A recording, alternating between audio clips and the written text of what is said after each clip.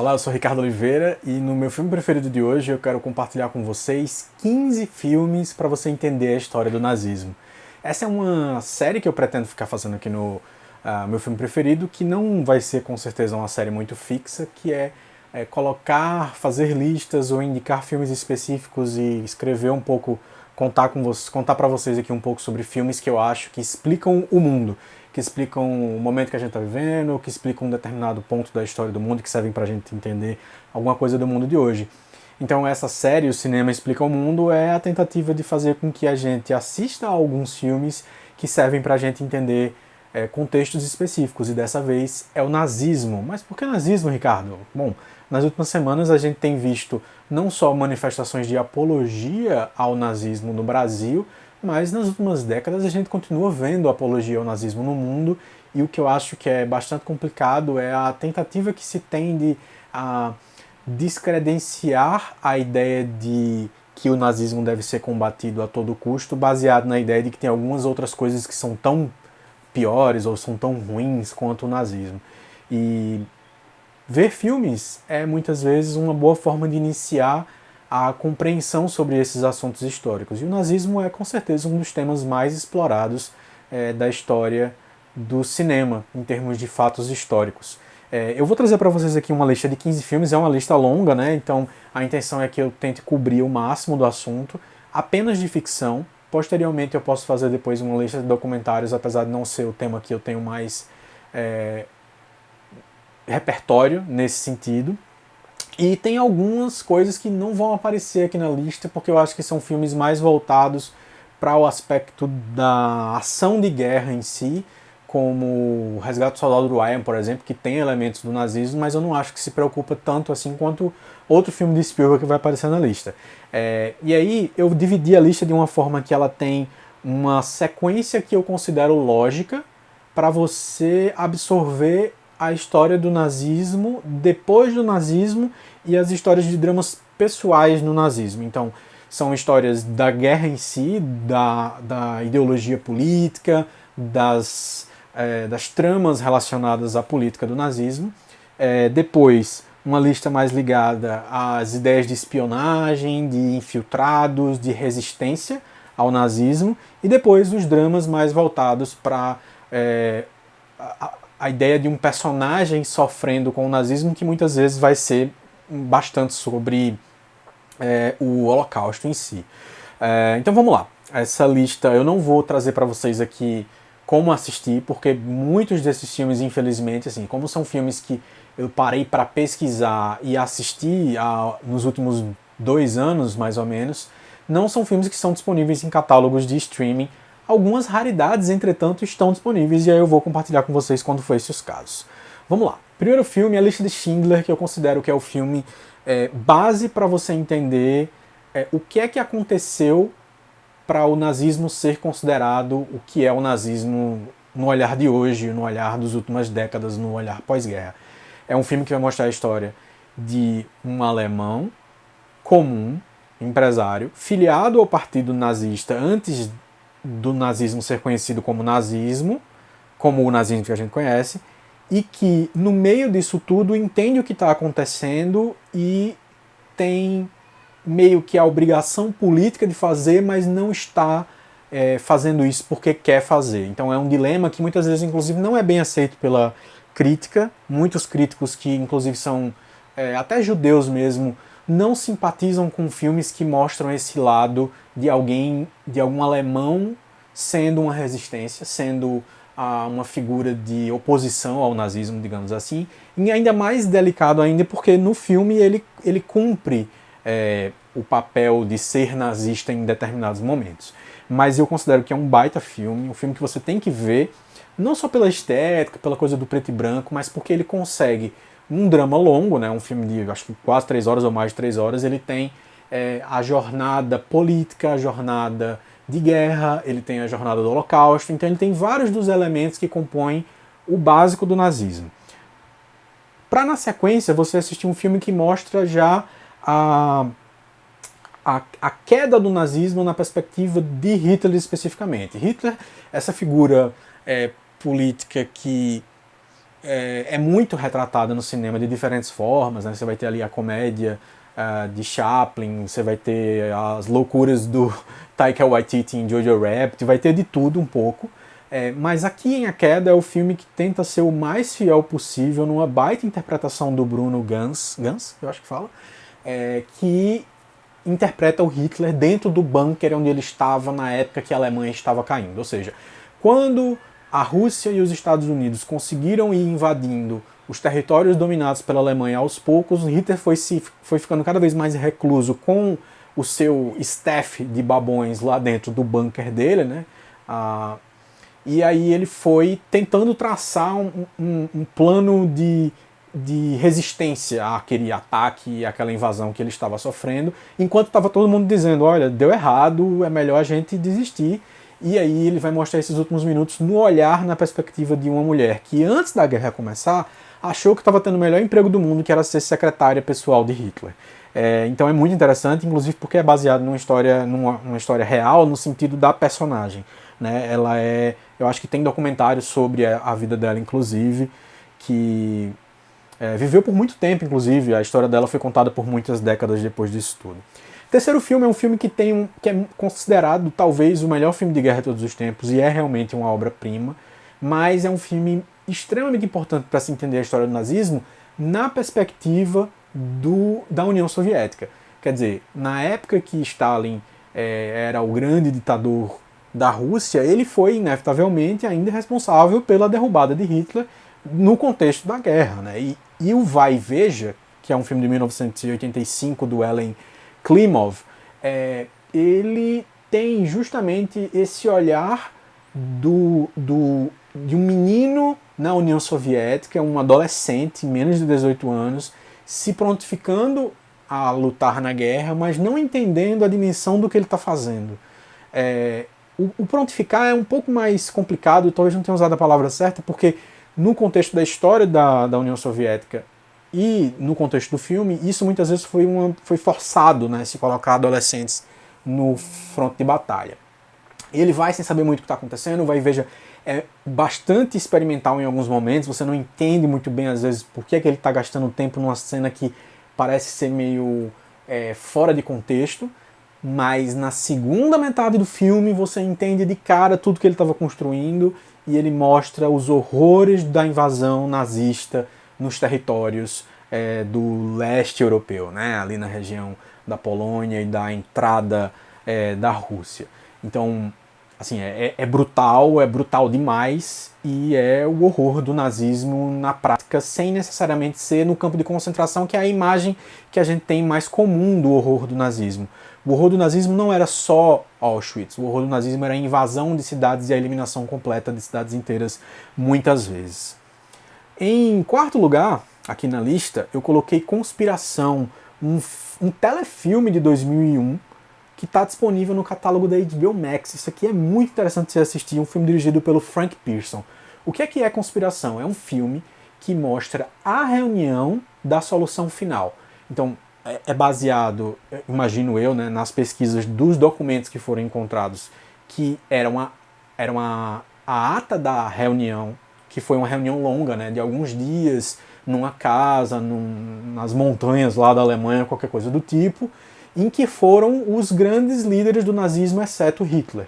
O filme é um filme de 1 hora e um pouquinho, ele não é longo, e ele traz as conversas dos oficiais nazistas decidindo pela solução final, ou seja, decidindo pela eliminação dos judeus que estavam em campos de concentração e que até aqui estavam morrendo só por estarem no campo de concentração, ou seja, pelas condições, pela fome.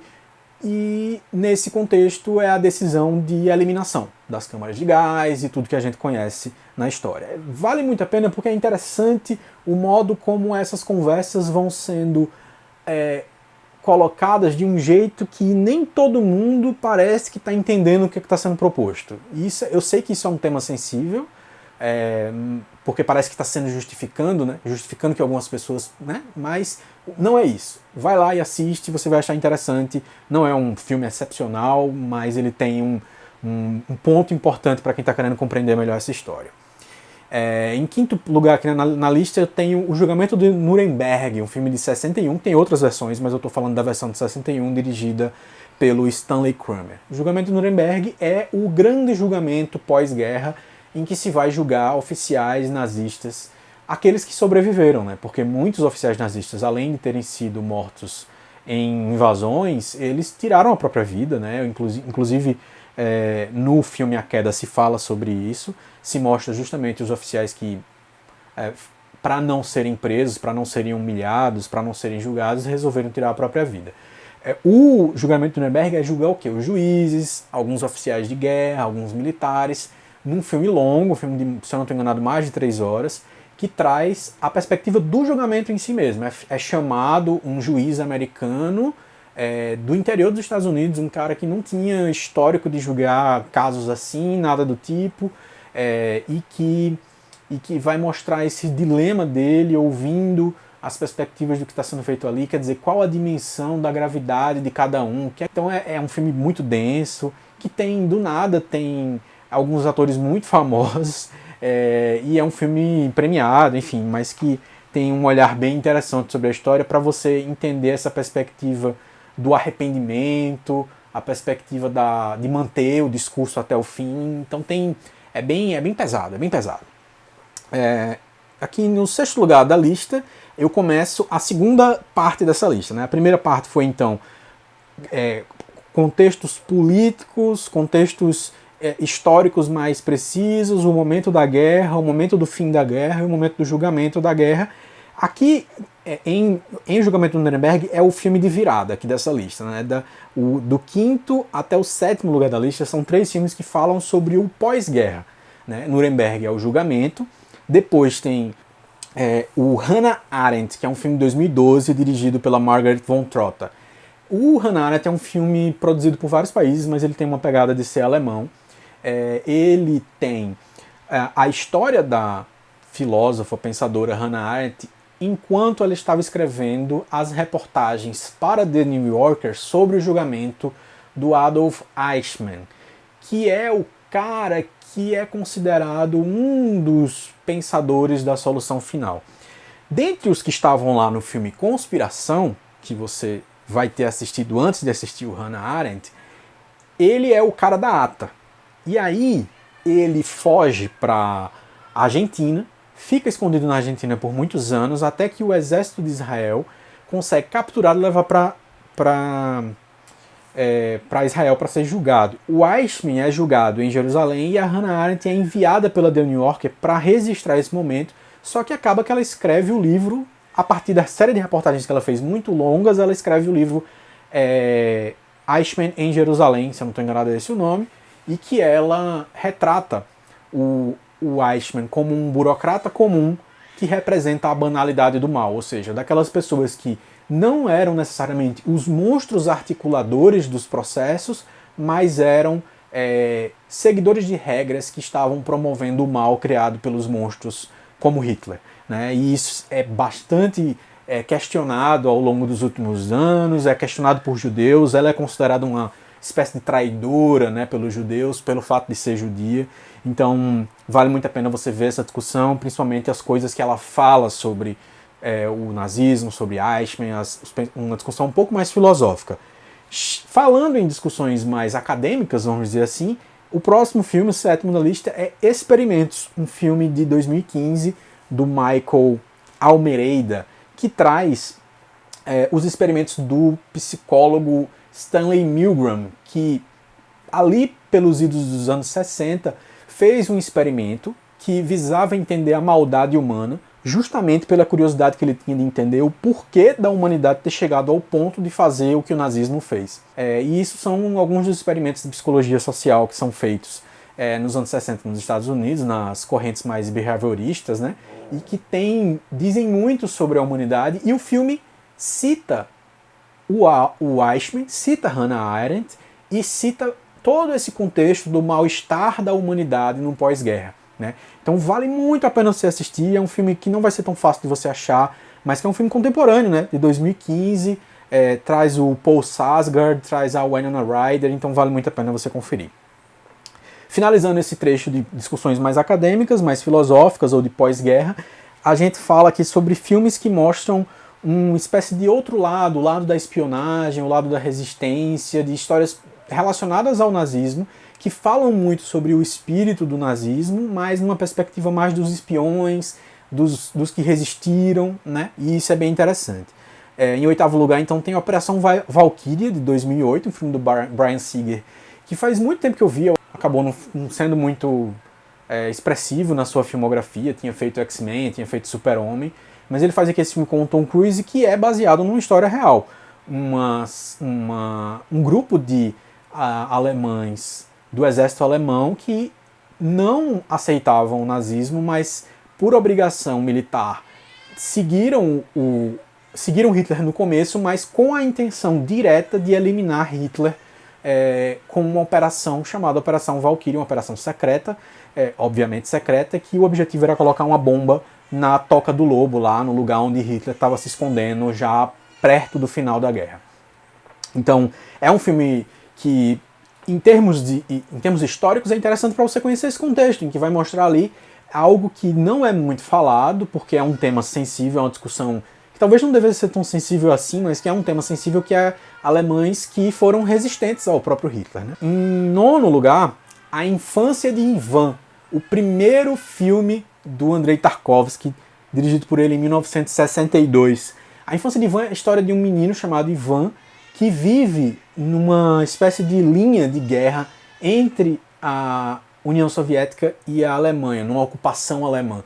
E ele vive ali meio que sendo o espião dos soviéticos num grupo pequeno de soldados alemães que estão ali tentando avançar, né, no fronte.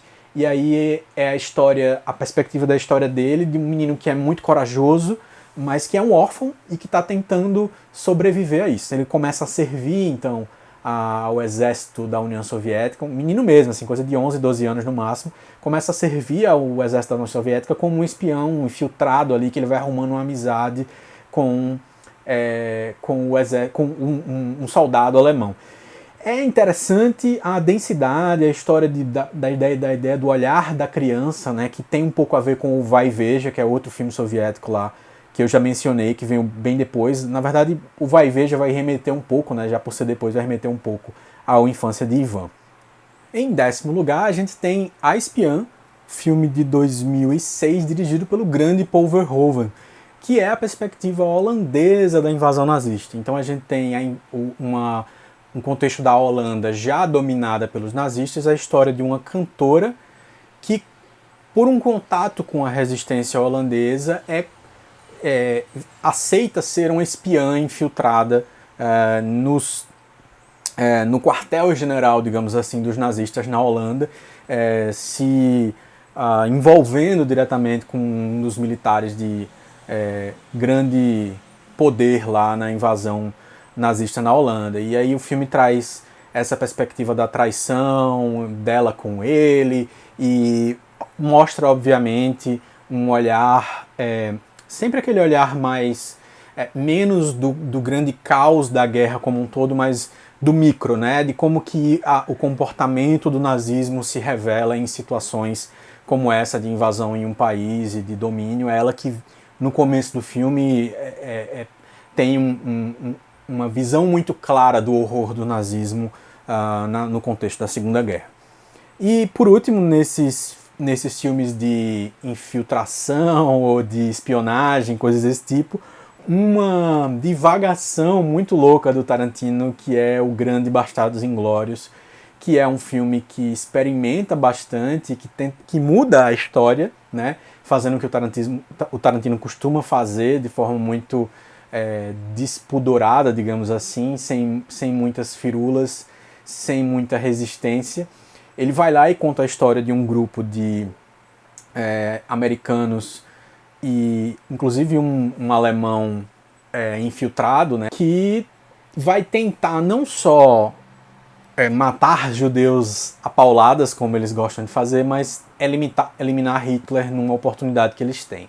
Só que Bastardos Inglórios, no fim das contas, para poder chegar nesse ponto que eu estou falando, ele conta várias outras histórias que são muito interessantes de você acompanhar nessa perspectiva do olhar de Tarantino, desse olhar cínico, desse olhar meticuloso, de construir um vilão de forma muito bem feita. Então é um filme que traz essa perspectiva do nazismo de uma outra forma, muito debochada, mas que serve para você entender, especialmente através da história da Shoshana, um olhar sobre a invasão nazista na França, mais especificamente, né, e que é interessante. Eu deixo aqui como nota, né, a consideração de que eu tenho um débito ainda com as filmografias, com a filmografia francesa sobre a invasão nazista na França. O único filme que eu vi até agora foi o Último Metrô, do François Truffaut, e que me falta ver alguns outros filmes ainda, e que de repente eu posso trazer depois aqui um vídeo só sobre o olhar francês da invasão nazista. Bom, terminei aqui então essa sequência de filmes que são filmes de espionagem, de infiltração. Quero falar com vocês agora sobre filmes de perspectivas mais pessoais, né? A história de um personagem específico que não é um personagem de guerra, ou seja, não é um soldado, não é um político, é uma, entre aspas, pessoa comum que viveu, de alguma forma, o horror do nazismo, seja durante a guerra ou depois da guerra. O primeiro deles é o Diário de Anne Frank, filme de 1959, do George Stevens. Essa versão em específico, eu não vi outras ainda. Inclusive não li o próprio Diário de Anne Frank, mas esse filme especificamente, 59, ele tem uma história interessante que é contada naquele documentário da Netflix que mostra a história dos diretores americanos que foram convocados pelo exército para ir registrar a história da guerra. O George Stevens é um desses diretores. Ele volta muito abalado da guerra e ele passa alguns anos traumatizado mesmo, sem conseguir filmar direito e tudo mais, e ele resolve fazer, então, depois que ele faz uma visita a Auschwitz e conhece a história da Anne Frank, ele resolve fazer a adaptação do diário dela, e faz um filme que é um filme muito bonito, é um filme super americanizado, obviamente, em todo aquele drama. Tem um clima bastante de melodrama, inclusive, pela época, né? Os anos 50 foi a época de ouro dos melodramas americanos, mas o George Stevens faz um filme interessante, assim, faz um filme que conta a história dessa perspectiva de uma família num ambiente pequeno, fechado, tentando se livrar daquilo tudo e o tempo todo no limite entre ser traída, estar com medo de estar sendo traída, e isso é muito interessante, e obviamente a perspectiva de uma criança, adolescente, né, nessa história toda. Em 13º lugar, Casablanca, de 1942, do Michael Curtiz, que é um filme de amor, é um filme romântico, mas a base dele é o início, né, o início da Segunda Guerra. É um filme, inclusive, que ele é durante, né, o período da guerra, ele é de 42, então a guerra já tinha começado, mas ele é sobre meio que o começo da guerra, um cara que ele fez parte da resistência na França, se eu não estou enganado, não estou lembrado agora desse detalhe, eu revi há pouco tempo, mas não estou lembrado disso, mas ele faz parte da resistência, está precisando se decidir entre continuar em Casablanca, que é meio que um território neutro, mas que tem potencial de começar a não ser tão neutro assim, porque o nazismo já está dominando a cidade, eles meio que já começam a mandar na polícia, e aí a gente tem uma história que em essência é uma história de amor, mas que tem o tempo todo aquele universo do nazismo rondando a história, fazendo com que ela seja sempre pressionada por esse fator externo à história dos personagens. Vale muito a pena para você ver, porque é justamente já essa perspectiva de como esses filmes que eu estou citando, eles meio que devem todos a esse olhar do Casablanca de trazer uma história menos centrada na guerra em si, na política em si, e nas pessoas, e mostrar esse outro lado, né? Pulando aqui para 2013, eu trouxe o filme Aida, do polonês, se eu não estou enganado, Paweł Pawlikowski. Ele traz um filme sobre uma jovem que está prestes a se tornar freira, ela é uma noviça, que está prestes a se tornar freira, e que descobre sobre o seu passado, ela é uma órfã que descobre sobre o seu passado uma relação com a Alemanha nazista na perspectiva de vítima, né? Na perspectiva de alguém que sofreu, que no seu passado tem alguma coisa dos campos de concentração. Talvez eu tenha dado spoilers, mas ignora, vai no fluxo aí que isso faz pouca diferença. Então, é um desses filmes que mostra entre aspas, eu não sei se é a melhor palavra, mas a ressaca, os desdobramentos, as cicatrizes é a palavra certa da guerra. Cicatrizes é uma boa palavra, porque talvez rachaduras seja uma palavra ainda mais precisa para esse filme, que gosta muito dessa questão da arquitetura, das esculturas que foram ficando com as cicatrizes da invasão nazista na Polônia. É um filme polonês, se eu não estou enganado. Eu falei que o diretor é polonês, mas eu acho que é um filme polonês também. E em último lugar, uma dessas últimas histórias que eu posso falar para vocês, que é uma história pessoal sobre a importância do nazismo, um olhar alemão aqui nesse caso, mais uma vez, Phoenix, de 2014, dirigido pelo Christian Petzold, que é um diretor alemão super consagrado hoje em dia, que fez esse filme que é fantástico. A história de uma mulher que, no campo de concentração, uma mulher judia que nos campos de concentração teve o seu rosto completamente desfigurado, consegue sair do campo de concentração, consegue fazer uma cirurgia plástica de recuperação completa do seu rosto. No filme é até um exagero, assim, ela fica perfeita, ela fica linda, a mulher, e ela fica tão perfeita, mas ela fica muito diferente de quem ela era, ou sutilmente diferente de quem ela era. E aí ela volta para tentar encontrar o marido, ela encontra o marido e ele não a reconhece. E aí é a história dela tentando entender o que foi que aconteceu, que ela foi pro campo de concentração e o marido dela tá ali vivo, de boa, parece não ter sofrido com a guerra. E a guerra já acabou, mas a cidade tá abalada e ele tá, tipo, vivendo de forma mais pobre e tudo mais, mas tá bem, né? O que é que aconteceu, né? Por que ele tá aqui e eu tava lá?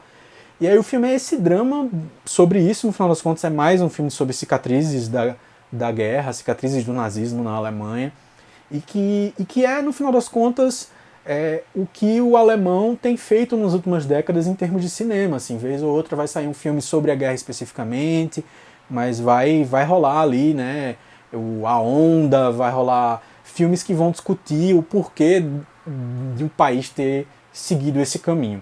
Então eu espero que essa lista tenha ajudado vocês. Eu sei que foi um vídeo mais longo, mas a intenção é essa mesmo, que seja um vídeo que abarque e que aborde o máximo possível desse tema, e que, para dizer a verdade, isso aqui eu tô riscando na superfície do que dá para falar, porque dá para fazer um outro vídeo agora só sobre documentários, mas eu ainda tô estudando, ainda tô pesquisando essas coisas, e eu espero que assistir a esses filmes sirva para a gente ter consciência e entender o desastre que isso foi na nossa história.